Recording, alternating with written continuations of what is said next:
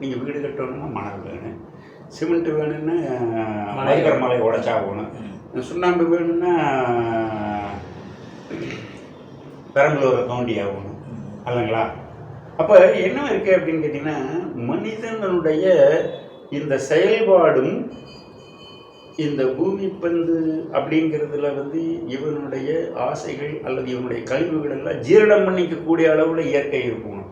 அதுக்கு மேலே போகும் பொழுது நிலத்துக்கு சிக்கல், சமூக சிக்கல் முதல்ல இருந்தே வந்தது. ஆண்டாண்டுமை சமயத்திலேருந்தே நம்ம பார்த்துட்றோம். அதனால் நிலம் என்பது இவ்வளவு விஷயங்கள் உடைக்கிறது நம்ம ரொம்ப குறைவாகத்தான் பேசியிருக்கிறோம். ஆனால் இது ஒவ்வொரு காலகட்டத்தில் என்ன சொல்கிறாங்க அப்படின்னு கேட்டிங்கன்னு சொன்னீங்கன்னா, புறநானூற்றில் ஒரு பாடல் வருது, செல்வத்தின் பயனை ஈதல்.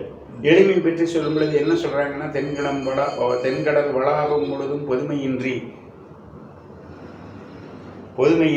வெண்கொடி, அது அதிகாரம் சம்பந்தப்பட்டது. ஒரு பக்கம் வந்துடுறா வெண்கொடி நேற்றியோ இந்த பாடல் வரிகள் வரமாட்டேங்குது.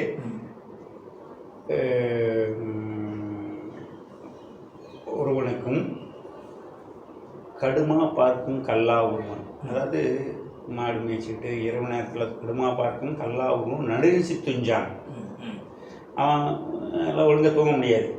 நான் 2 பேர்த்துக்குமே அந்த மன்னனாக இருந்தாலும் இந்த ஆடு மாடு மேய்ச்சிட்டு உட்காந்துருக்கவங்க இருந்தாலும் 9 நாளிங்கிறது ஒரு படின்னு வச்சுக்கோங்களேன். 9 என்னமோ ஒன்று தான்.